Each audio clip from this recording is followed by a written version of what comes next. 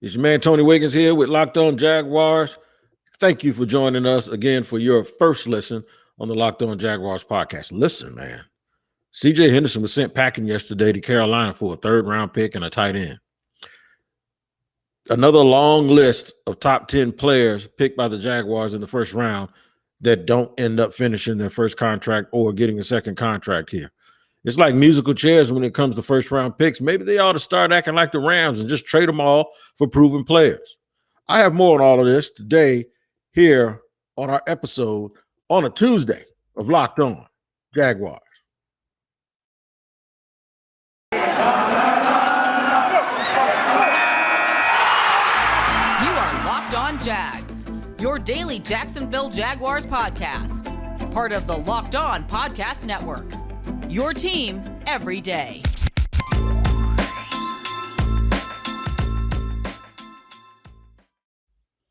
What's going on, good people? I know you guys are having a fabulous day as autumn has come. It's still hot outside here in Jacksonville, Florida. So autumn doesn't mean as much to us, except that you can stop running from that sun like you're running from a probation officer, because that sun is usually wicked in the summertime. Today's show is sponsored by rockauto.com, where there's an amazing selection, reliably low prices, all the parts your car will ever need. Visit rockauto.com and tell them Locked On sent you. Big trade yesterday for the Jacksonville Jaguars as the 9th overall pick in the 2020 draft.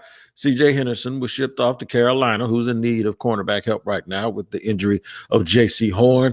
The Jaguars also sent a 5th-round pick, and in return, they get a 3rd-round pick and a tight end. So, what does this mean in the near future? Well, the Jaguars are going to play Tyson Campbell, who was a 2nd-round pick this year, and they were also going to Trey Herndon's coming back off of injury, and of course, on the other side, they have Shaquille Griffin. So the Jaguars, they're like, hey, man, he doesn't want to be here, and he's talented, but he's not available, and when he's available, he's apart from us a little bit, so let's just go ahead and get compensation. So on the surface, it may not look like it's that bad, but the optics say it stinks.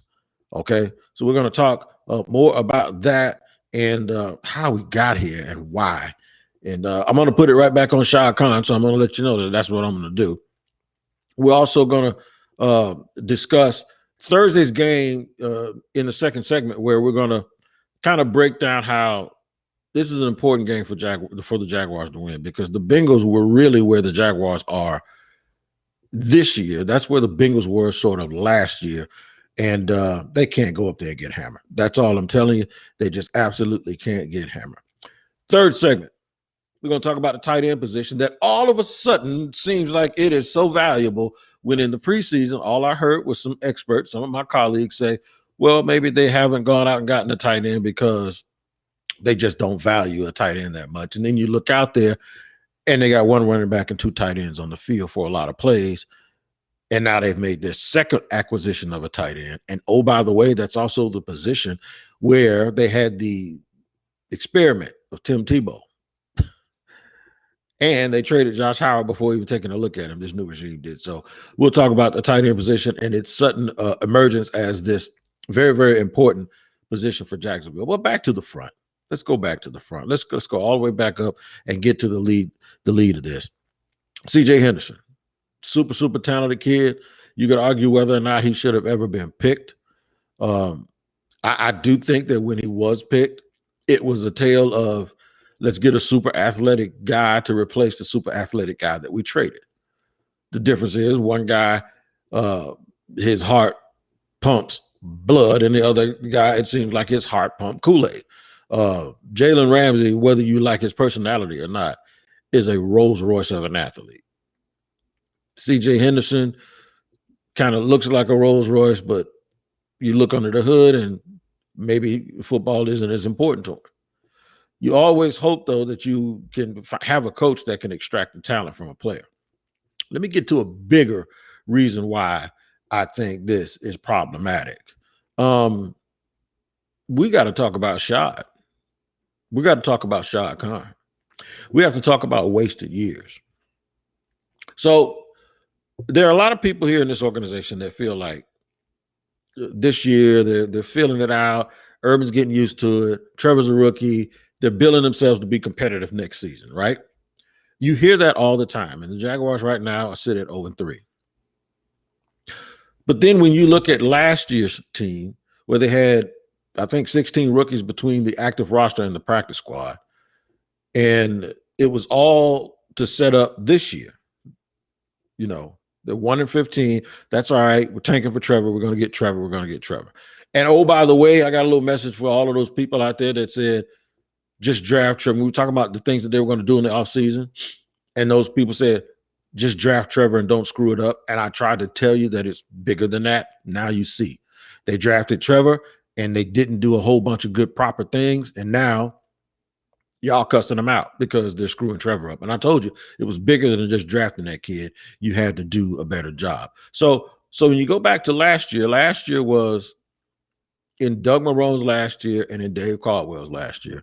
It appears to a lot of people, and for the sake of this show, I'm just going to assume that it was correct, that there was sort of an edict to just build the team, stockpile draft picks, get a bunch of salary cap, play things for cheap, see if Minshew can play. If he can't play, you'll get something for him.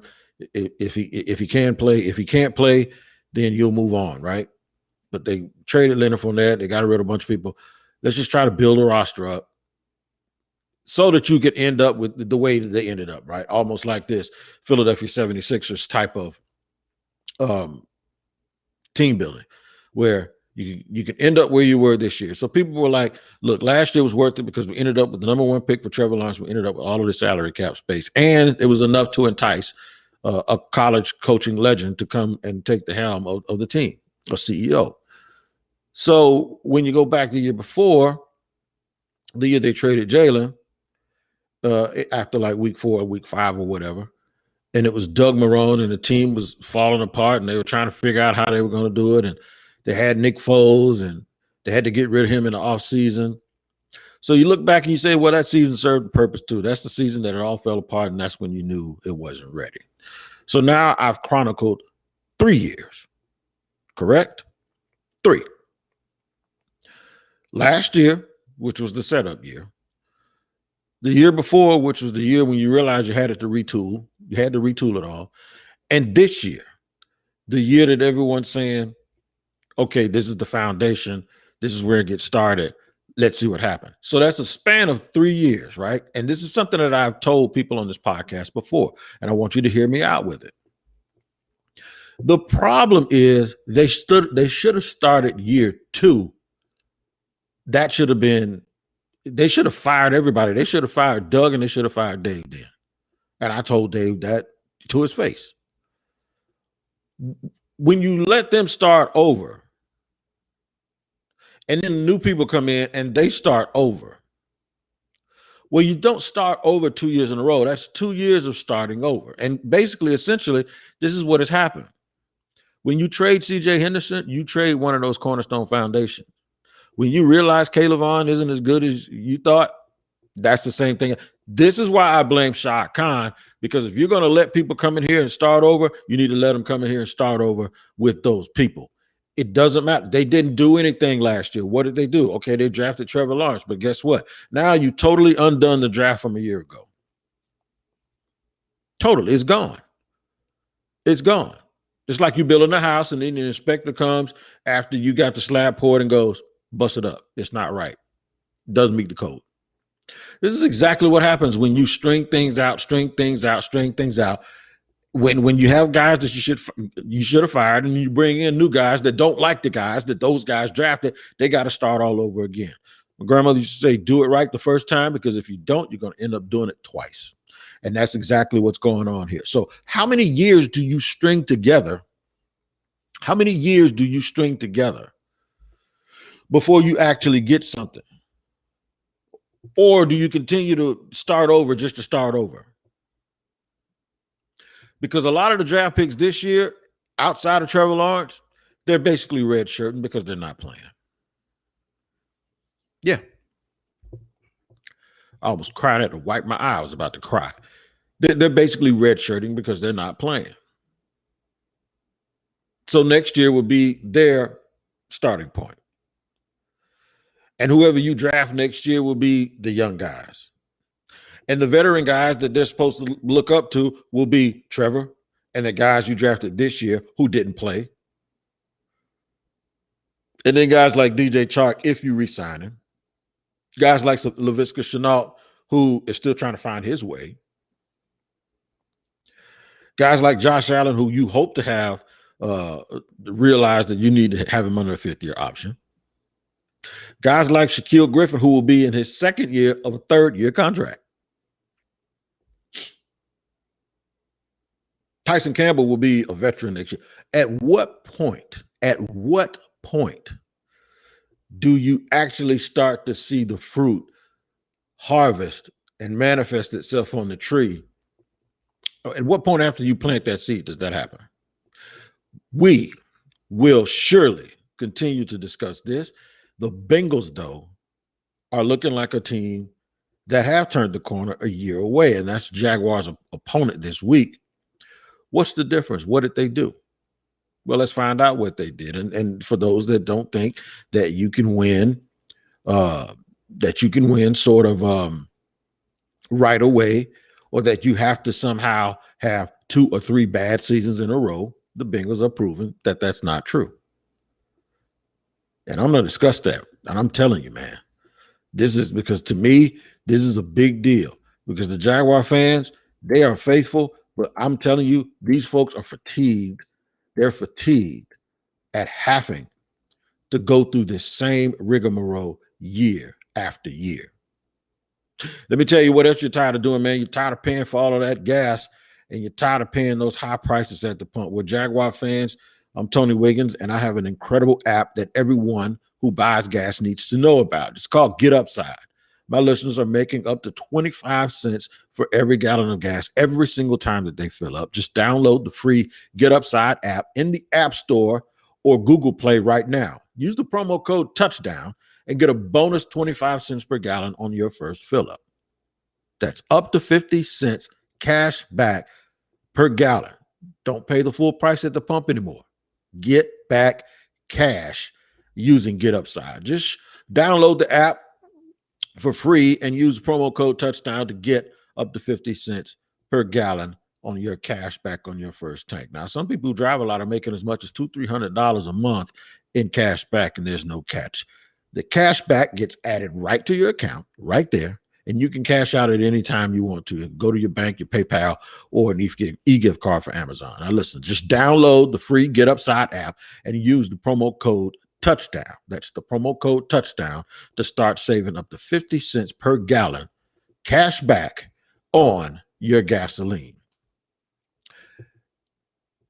And whenever you get to your destination after driving, you sit down with your laptop or your phone and you need to go to Bet Online, which is your number one sports betting site for all of your college and pro action this season. With the new updated site and interface, even more odds, props, contests, BetOnline.ag continues to be the number one source for everything football. Now, I got in on it the other day, and I was able to capitalize on some of these close games because you have to know when to give points and when to take points, right? And the only way you're going to know how to do that is to head to the website and use your mobile device to sign up today to receive a 100% welcome bonus. That's double your initial deposit just for signing up. So don't forget to use the promo code LOCKED ON. It's Bet Online, which is your fastest and easiest way to bet on all of your favorite sports. Bet Online is your online sportsbook experts, and that promo code, once again, for that 100% matching bonus is LOCKED ON. Rolling here on a Tuesday. Not trying to be Debbie Downer. Not going to be too hard on everybody. The Jaguars are coming off of this nice game that they played the other day. And, it was pretty good, man. I know it was pretty good for everybody. Everybody was pretty happy about, especially the way that they played early. However, the way that they played late really did bother some people. And it should have bothered you because they had a golden opportunity to really make a statement and change the narrative of this season, but it slipped out of their hands. But we took the positives from that game. And now we're moving forward. And then all of a sudden, the news happens yesterday that C.J. Henderson gets traded, and I don't think there were too many people upset about it. In fact, I saw a quote from one of the players that said, "We ain't shaking up. He's a great player. It's just that he's a little different." So the only thing that'll add injury to insult is if he does what some other guys have done, and they leave here and all of a sudden they find whatever spiritual connection they need or whatever, and they all of a sudden start balling, and then you'll go, well, why couldn't they have done that here? And but that'll be neither here nor there. They're stockpiling draft picks.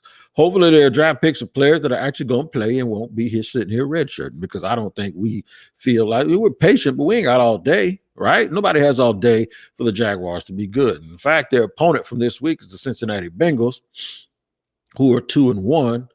And I'm going to draw a couple of parallels between the Bengals and the Jacksonville Jaguars. The first one that's easy, and everyone knows that, is the Jags have the first overall pick from this draft in Trevor Lawrence. The Bengals have the first overall pick from last year's draft in Jamar Chase. The Bengals had an offensive line that people considered atrocious, right? The Jaguars had an offensive line that their coaching staff, and so far this year, they haven't played too poorly, even though I'm always in favor of getting a dominant offensive line, not just having one that's mediocre. But for the most part, coming into this season, the Jaguars' offensive line, was better. You could actually say that coming into this season that Trevor Lawrence and Joe Burrow were even though Joe Burrow had some experience in the NFL. He got hurt. He had a very devastating knee injury. So you had to come back from it. In fact, somebody started a poll. I think it was Ryan Clark off of ESPN, where he asked, who would you rather have, Joe Burrow or Trevor Lawrence? And I think Jaguar fans got really, really upset and said that was offensive. Why are you going to take a dude with a bad knee who's only played a half a season when you could have Trevor Lawrence, who's probably a higher rated quarterback than him anyway? Okay, so if the Jaguars' offensive line is better and Trevor Lawrence in your eyes is as good as Joe Burrow, despite the fact that Joe Burrow had a handful of games that he had already played in the NFL, then you have to start looking at the receivers, right? Well, DJ Chark is similarly built to T. Higgins, and Marvin Jones Jr. has had a similar career track to Boyd up in Cincinnati. So now you got to look at the other guy. You got Laviska Shenault, who is a second-round pick, Jamar Chase, who's a first-round pick, top 5 overall pick, Biletnikoff Award winner. Shenault has played a year in the NFL. Chase had the drops in the preseason, and everybody thought he was a bust. So when I explain all of that to you that way, and then you look at the running back situation, and Joe Mixon is a very good player, but James Robinson is a very good player as well, right? What is the clear advantage that Cincinnati has, and why are they 2-1 and the Jaguars are 0-3? That's a question.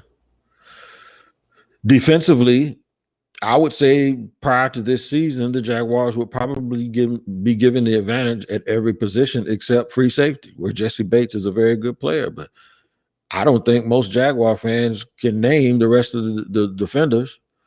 Carl Lawson's gone. He's on IR. He went to the Jets, but he's not playing. And then Geno Atkins isn't there anymore. So you probably can't even name those guys on that defense who also did not play well last year. So why are they 2-1 and the Jags are 0-3? When you look at it that way, you then have to go,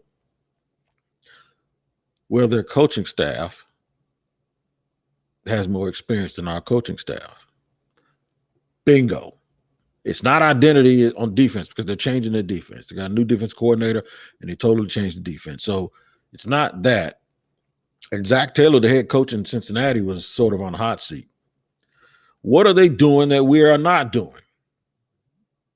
They played some really good teams, and they're 2-1, and they went to Pittsburgh and won. The Jaguars played one good team in Arizona. They lost to 2 other teams. The reason why I'm bringing that up is because come this week, come Thursday, in front of everybody, it's going to be on full display. They cannot be significantly better than Jacksonville in every area when they're not significantly better than Jacksonville in every area, because then people are going to turn around. And I was just talking about how it was on shot. Now people are going to really turn around. They're going to look at Trent Baalke and they're going to look at Urban Meyer and go, what have you been doing? When you keep signing guys, like last week it was one tight end, this week it's another, I guarantee you, Urban says he's going to play. It is not a good thing that 3 or 4 weeks into the season, when you had all of that salary cap money to spend and still do, it is not okay that you're bringing guys in off the street and they're starting on your football team. It just shouldn't happen, especially if you haven't had significant injuries. This seems like a big tryout is what it seems like. At some point, we have to, when we talk about identity, you got to look at the people that's making the decisions. You really, really do.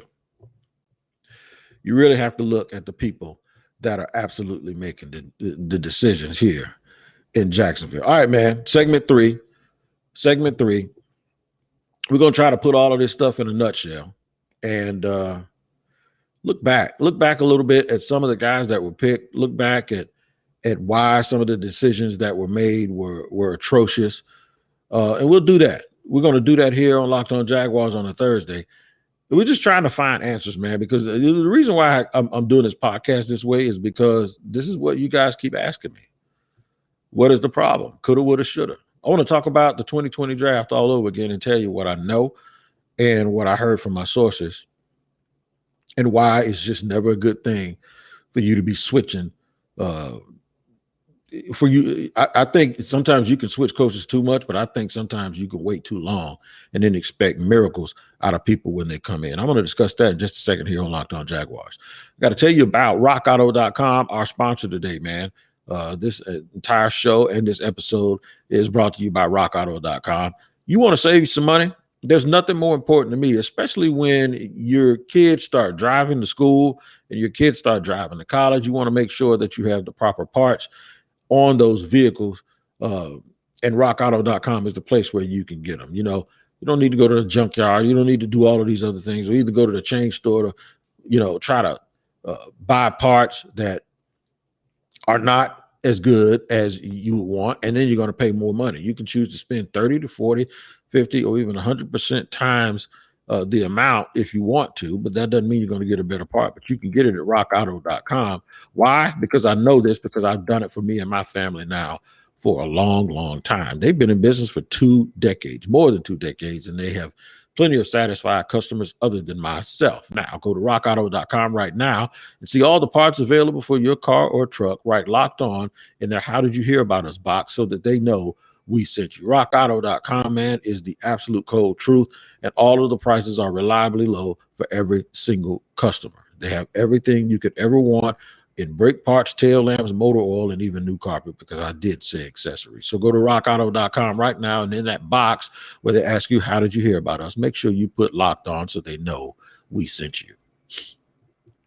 All right, man. So solutions. What are we going to do? And why does it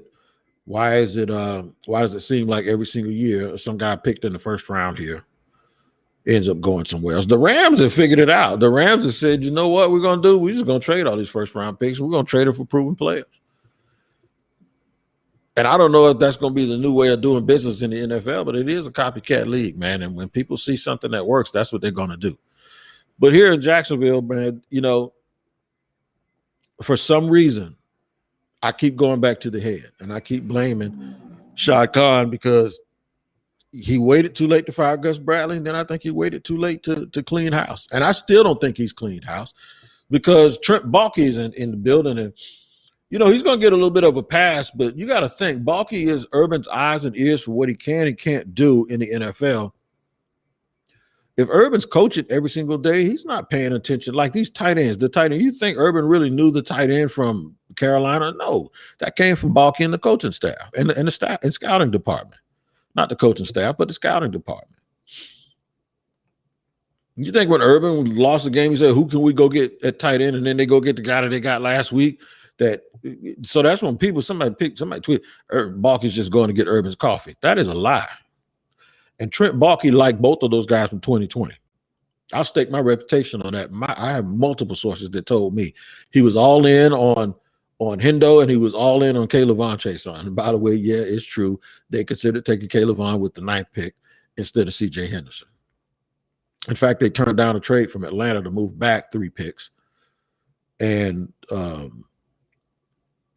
I thought they should have taken Mekhi Becton, but the offensive lineman that they wanted was already gone. It was the Andrew Thomas kid from Georgia. I'm making this worse and worse by the minute every time I tell y'all this stuff. But had they taken they took C.J. Henderson. They did not expect Caleb Chason to be there at 20, the person that they were targeting, who they were going to take. And I don't know you're ready for this, man. The person was the Jefferson kid, the wide receiver up at Minnesota. That's who it was going to be. But when they saw Chason, who they considered at 9, they said, well, we got to get him. So we got 2 guys we considered at 9, so we're taking it. And I know I'm breaking a lot of people's heart when I say that, but don't fret too much about the pass, because if the pass was so good, you wouldn't be in the position you are to get Trevor, right? So don't worry about that. Everything happens for a reason. But now we're trying to figure out how we're going to get beyond this, how we're ever going to get to the point where we're actually elevating. You start building a house. At some point, you go back every day to see what the contractors have done. You don't want to still see a slab on the ground with pipe sticking out. At some point, you want to start seeing that frame come up. But the frame can't come up if you are perpetually saying you're starting over and you're trying to figure things out. And when are they going to be able to do it? I have no idea, and I have no clue. But all I will tell you is this: when you look back, if you decide to look back and you want to be retrospective, which I don't recommend that you do, you have to blame this on the owner. Remember, Dave Caldwell had the best draft he ever had in his life in 2016, and then the owner brought in Tom Coughlin and cut the man's legs off, and they drafted Taven Bryan.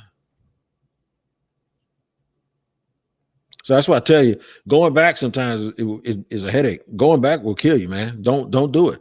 Let's just try to move forward. Look, they got Trevor. But once again, I told you people that it's more than just picking Trevor and just kind of not screwing it up. No, you can screw it up by not doing the right thing. You can. So you got Tyson Campbell, who's your starting corner. I guess they say he played well the other day. It looked like to me he didn't, but I don't know what, their standard for playing well is. So we're going to talk about Whirlybird for a minute. We talked about yesterday about the play, the flea flicker, whether it was a good bad call or bad call. And I did tweet out yesterday that I talked to a coach, not on the Jaguars, but a coach, and said, no, actually, you're kind of supposed to sell things a certain way. But I think Norwell didn't realize that Watt, 1, wasn't going to buy it. 2, imagine thinking that a Hall of Famer ain't going to buy that foolishness. But 2, that he wasn't athletic enough that when he turned around, he probably still could have made a play, but he just wasn't athletic enough. The dude was on top of him already. So, but he is supposed to kind of sell that way and sort of let that guy go, and hopefully that guy runs himself out of the play. None of that happened. Yesterday in press conference, Jawan Taylor was asked about the pirouette and the spinning around of Andrew Norwell, and he said, he was supposed to do that. Yeah, that's called a Whirlybird. And Whirlybird is now something that has taken off all around this city, and I'm pretty sure the next home game, you're going to see Whirlybird T-shirts. So Jacksonville finds a way, man, to the fans going to make, they're going to make lemonade out of a mess now. You give them a bag of onions and you're going to get the best tasting lemonade, because that's what we do. We're experts at it. I thought it was pretty funny that Whirlybird was trending yesterday here in Jacksonville. I got a lot of heat, man, for taking up for the flea flicker. And all of that heat went away when they found out that what Norvell did was on purpose and was coached. Then the heat went back right on the people who made the play call. Then the heat went on the kid. It was not really on the kid, Jawan Taylor, but the fact that he actually created a name for what we saw on film. Absolutely amazing, Jacksonville. Y'all keep finding ways to entertain this team without winning games, and I think it's downright hilarious. But at some point, they're going to have to be able to retain and keep their first round picks and get it figured out. Whether you thought C.J. Henderson was good or not, he's a supremely talented young man who obviously has to figure out if football is a priority for him. And I know I figured that with Urban Meyer, it was either going to make or break. because that's the thing. He wants you to be yoked a certain way. That's why he loves Dewey Wingard so much. How many times have you heard him in a press conference mention Wingard? That Wingard came up and told him this. Wingard came up and told him that. Some obscure thing that you're wondering, why is the safety talking to the coach like they're best friends? He loves a guy like that for some reason. And when y'all keep wondering, sitting here wondering, why is he starting? You get your answer when you just listen and pay attention. Something else you need to pay attention to is the Locked On Bets podcast with your boy Q and Lee Sterling, who's a handicapping expert. Locked On Bets is a podcast you can find here on the Locked On Podcast Network, on your Odyssey app, wherever you get podcasts.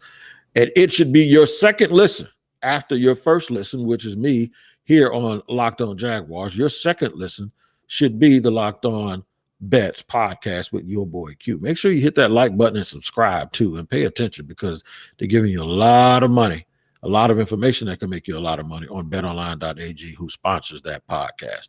I want y'all to take care of each other, man. We got a good Wednesday show tomorrow, and then we'll have our Thursday crossover show with James Rapine from the Bengals, from Locked On Bengals. And then hopefully we'll be having a Friday show where we're talking about a victory and not just going over me trying to tell y'all what a Whirlybird is. Until then, man, y'all take care of each other, and thank you again for making Locked On Jaguars your first listen of the day. And it's free on all platforms, so let everyone know. Check out the YouTube page, hit like and subscribe as well to the YouTube video of today's show. I'm Tony Wiggins. Until tomorrow, take care.